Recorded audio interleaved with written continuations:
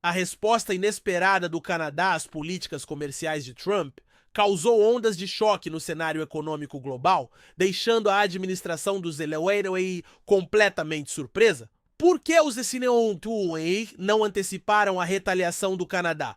O que acontece quando um grande parceiro comercial decide retaliar contra a maior economia do mundo? Esse cenário se desenrolou quando o Canadá tomou uma medida ousada que desafiou as expectativas, pegando a administração Trump de surpresa. Com relações comerciais que somam mais de 800 bilhões de dólares anuais entre o Samoa e o Canadá, até mesmo a menor interrupção nesta relação poderia ter consequências de longo alcance. No entanto, em vez de recuar, o Canadá manteve sua posição, impondo tarifas retaliatórias, diversificando suas relações comerciais e aprofundando seus laços com a União Europeia. O Canadá demonstrou sua determinação em proteger seus interesses econômicos. Então, o que levou a essa resposta surpreendente? Por que as ações do Canadá deixaram os Untraifo tão despreparados e o que isso significa para a economia global? No mês passado, a administração Trump adotou uma abordagem ousada e agressiva com suas políticas comerciais, especialmente contra o Canadá e a União Europeia, impondo pesadas tarifas sobre as importações. O objetivo de Trump era proteger as indústrias americanas da concorrência estrangeira. No entanto, essa abordagem gerou uma forte reação de alguns dos aliados econômicos mais cruciais dos Estados Unidos. Especialistas levantaram sérias preocupações sobre os efeitos em cadeia dessas políticas, que poderiam interromper cadeias de suprimento críticas, inflacionar os preços dos combustíveis e dos consumidores e, no final, prejudicar não apenas o Canadá, mas também os negócios e consumidores americanos. Para o consumidor médio, as consequências dessas ações já estão sendo sentidas. Preços mais altos para combustíveis, aumento dos custos de produção e um risco crescente de perda de empregos. O que é ainda mais preocupante é o potencial dessas tensões econômicas se transformarem em uma guerra comercial mais ampla entre algumas das maiores economias do mundo, levando a consequências duradouras. Mas por que a administração Trump arriscaria essa escalada? Eles subestimaram a resposta do Canadá. No entanto, o Canadá não estava disposto a recuar. O primeiro-ministro Justin Trudeau foi rápido em sua condenação, chamando as tarifas dos europeus de completamente injustificadas e alertando que essas ações poderiam prejudicar ambas as nações de forma rápida e calculada. Em uma resposta rápida e calculada, o Canadá impôs tarifas retaliatórias sobre bens dos Imeaoi de valor equivalente, visando indústrias vitais como aço e alumínio e produtos agrícolas essenciais como carne bovina, laticínios e produtos frescos. No entanto, isso foi apenas o começo. O Canadá sabia que tinha que tomar mais medidas para proteger seus interesses econômicos. Buscou agressivamente novas parcerias comerciais, assinando acordos com países europeus e asiáticos, como Indonésia e Equador, reduzindo sua dependência do mercado do shale. Essa mudança de estratégia não só fortaleceu a economia do Canadá, mas também colocou os Inuit em uma posição precária, podendo perder um parceiro comercial-chave bem na sua porta. Mas o Canadá não parou por aí. Em uma medida que pode alterar o equilíbrio de poder em indústrias críticas, o Canadá,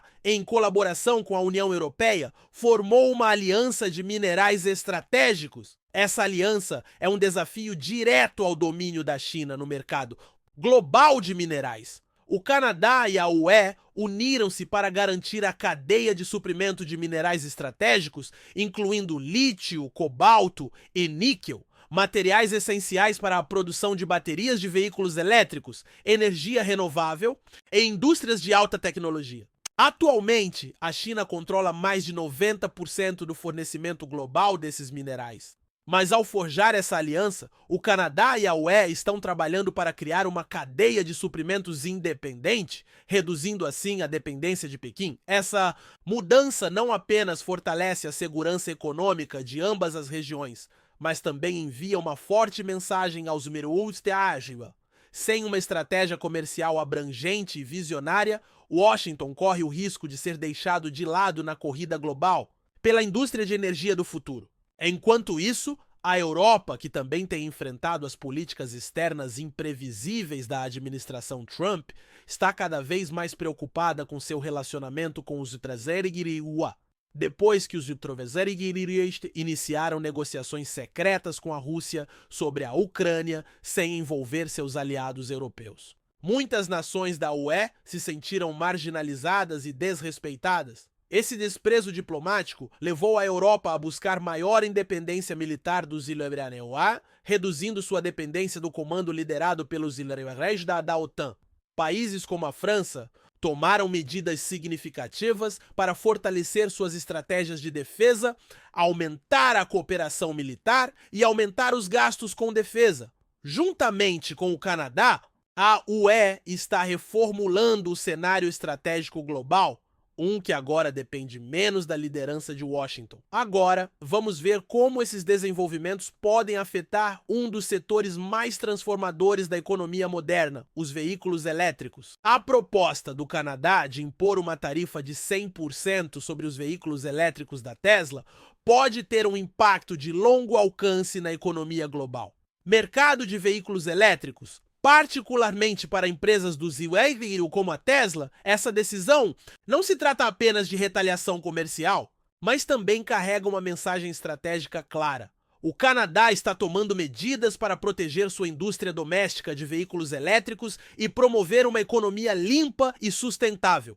Se a tarifa for aplicada, o preço dos carros da Tesla no Canadá pode disparar, tornando mais difícil para os canadenses adquirirem esses veículos elétricos. No entanto, as repercussões dessa política vão além do Canadá. A Tesla, apesar de ter fábricas no Montreal e na China, ainda depende fortemente de peças importadas da China.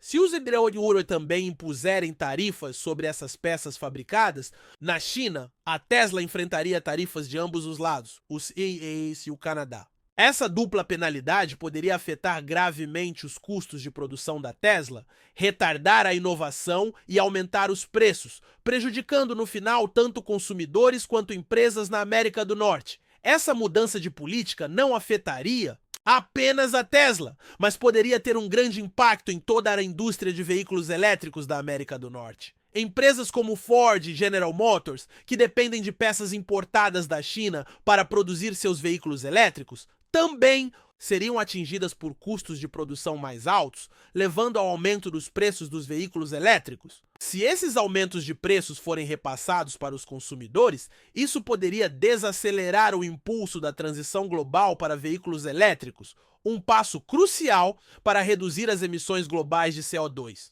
Os veículos elétricos são centrais tanto para as estratégias ambientais dos Ilha-Reis quanto do Canadá, e um aumento em seus preços poderia dificultar a adoção de soluções de energia limpa. Se essa guerra comercial continuar, a indústria de veículos elétricos da América do Norte poderá enfrentar dificuldades e a transição global para veículos elétricos poderá desacelerar. No entanto, há uma oportunidade aqui. Se tanto os Israel quanto o Canadá conseguirem encontrar uma maneira de desescalar as tensões, a indústria de veículos elétricos da América do Norte poderia se beneficiar. Reduzir tarifas e resolver disputas comerciais poderia ajudar a estabilizar a cadeia de suprimentos, reduzir os preços dos veículos elétricos e acelerar a transição para a energia limpa. Uma resolução desse tipo não só beneficiaria o setor de veículos elétricos, mas também daria um impulso ao esforço global para combater as mudanças climáticas e construir uma economia sustentável. Agora vamos falar sobre o lado mais pessoal dessa disputa comercial. Em dezembro de 2024, o presidente Trump fez uma declaração controversa, propondo que o Canadá se tornasse o 51º estado. Seus comentários não foram apenas uma conversa casual, foram vistos como um sério insulto à soberania do Canadá. Trudeau, junto com outros líderes canadenses, rapidamente descartou a ideia, deixando claro que não havia possibilidade de o Canadá se juntar ao Ultrameura. Essa declaração alimentou o orgulho nacional e o ressentimento no Canadá, levando a protestos generalizados por todo o país. Um boicote a produtos americanos foi lançado, com províncias como Quebec e Nova Escócia retirando bebidas alcoólicas feitas no Zillemau das prateleiras das lojas, em resposta direta às tarifas do Zillemau. Esse boicote não foi apenas simbólico, teve um impacto econômico real. Os turistas canadenses, que há muito tempo foram uma fonte significativa de receita para a indústria de turismo do Zillemau, começaram a reduzir suas visitas aos Estados Unidos. Esse declínio no turismo pode resultar em bilhões de dólares em receitas perdidas para a economia do Zillemau. A indústria do álcool, em particular, foi duramente atingida, pois os consumidores canadenses começaram a evitar as importações dos ETVs em favor de produtos domésticos. A indústria do bourbon, em estados como Kentucky, que depende fortemente de compradores canadenses, viu um grande declínio à medida que seus produtos foram retirados das prateleiras canadenses.